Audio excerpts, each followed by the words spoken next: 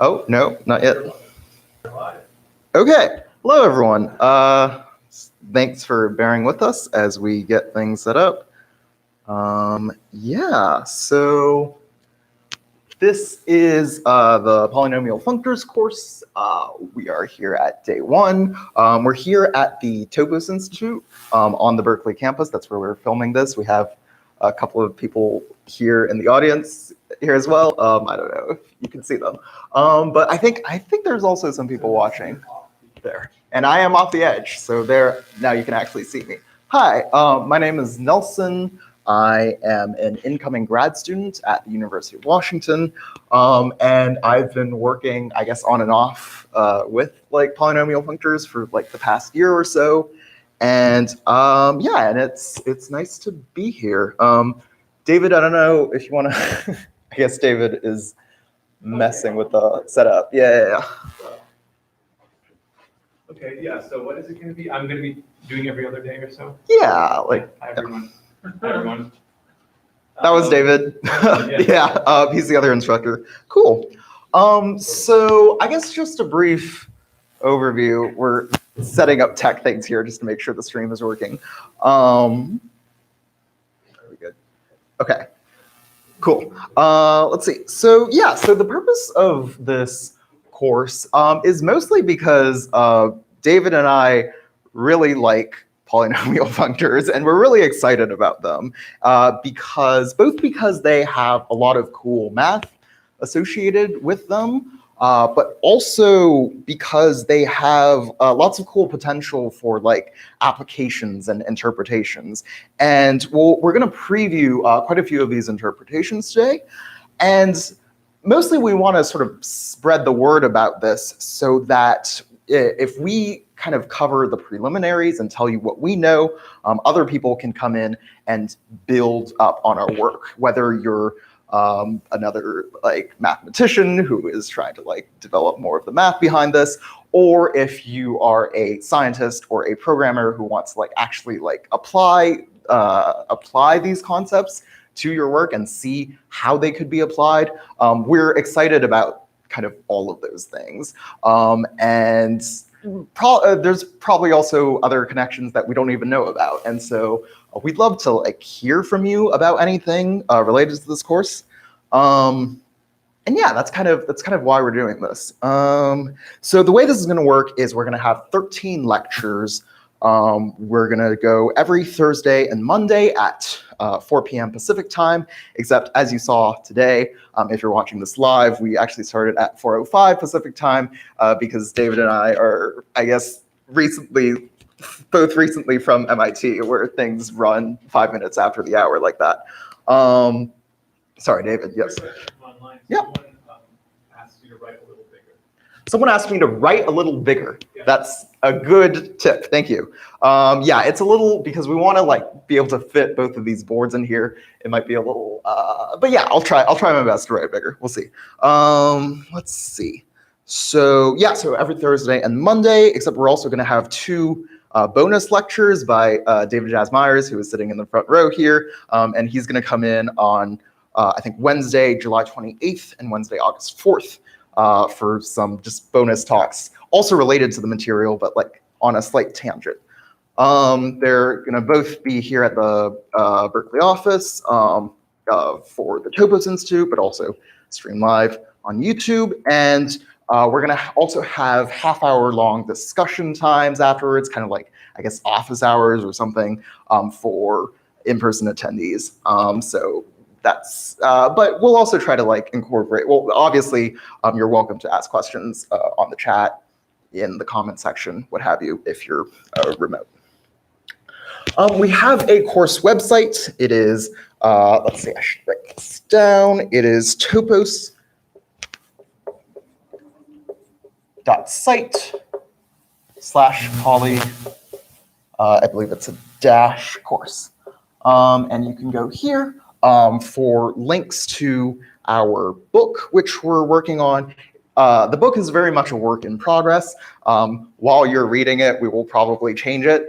But it roughly sort of follows our course will roughly follow how the book goes. Today's class is mostly going to cover chapter 1-ish. And yeah, other things on the website include a Google Doc where you can put suggestions for the book, right? If you read the book and you realize you have any questions or comments or suggestions, please make use of that Google Doc. We'd love to hear your feedback. Although, of course, keep in mind, yes, it is still a work in progress. We're probably gonna go back and change things literally this weekend. Yeah. Again, feel free to ask questions. You can use the chat. You can use the comments. You can go to the website.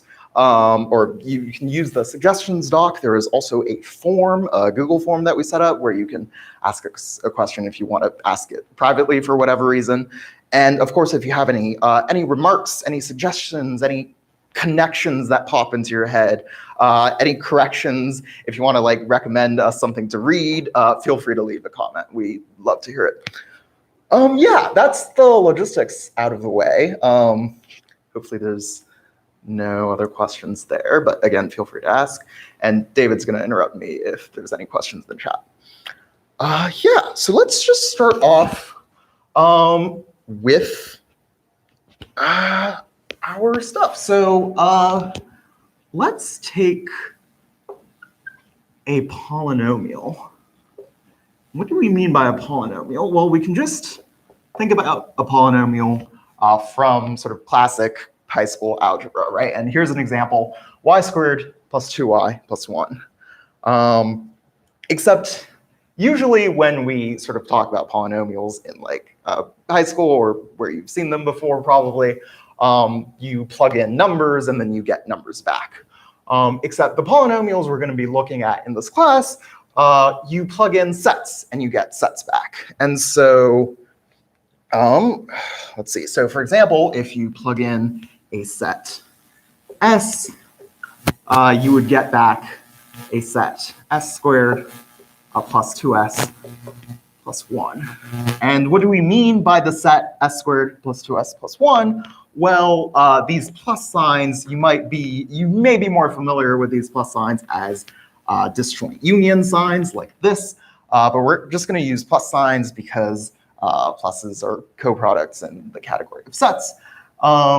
And we're just adding these sets together. And here, a 1 is just the set containing one element. 2 is just the set containing two elements. And so when we write 2s, it's just 2 times s. It's just 2 copies of s, whose disjoint union is taken here. And when we write s squared, or s to the power of some set up here, this is really,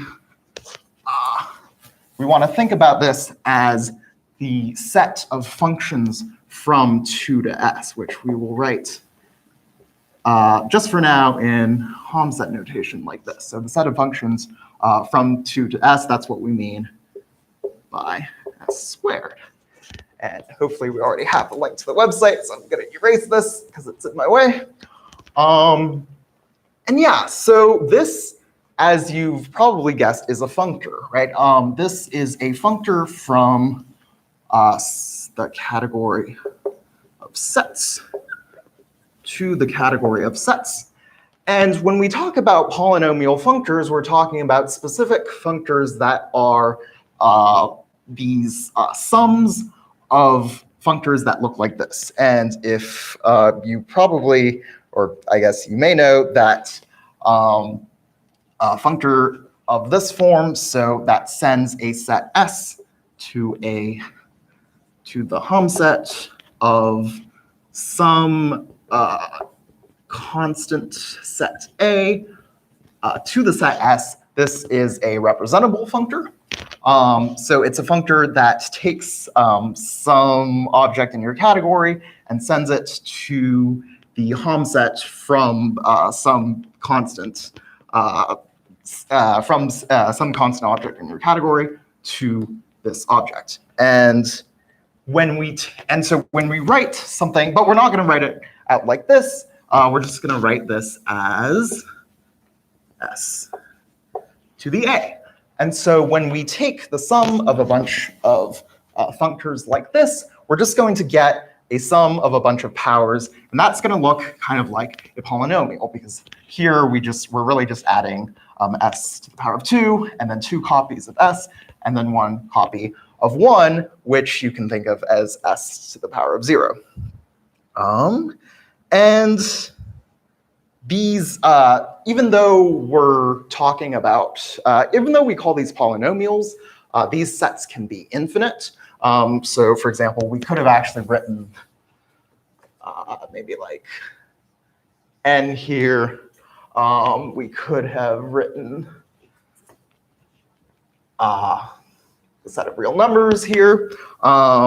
The exponents can be infinite. The things we're adding can be infinite, and in fact, we can add up an infinite number of things as well. So these can be arbitrary sums. For example, this would be a polynomial. So the sum over the natural numbers of y to some natural number, where again, even though we're writing this as a natural number, it's the set n. And so this is another polynomial.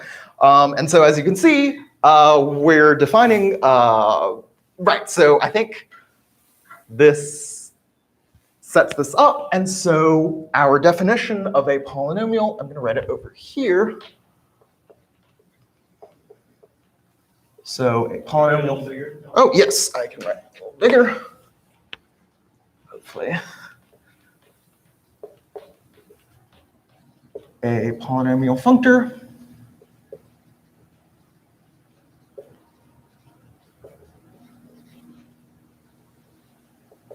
is a functor set to set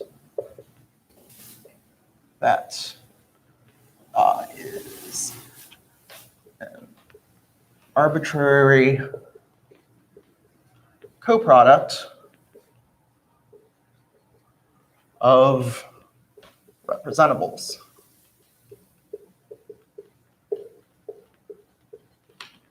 Cool. Any questions about that? I think we can. Okay. So given that this is the definition, we can write an arbitrary polynomial like so. And so this is going to be our first way of thinking about polynomials. This is kind of, I'm just going to call this sort of math notation here. So we can write an arbitrary polynomial P as a coproduct over some indexing set I of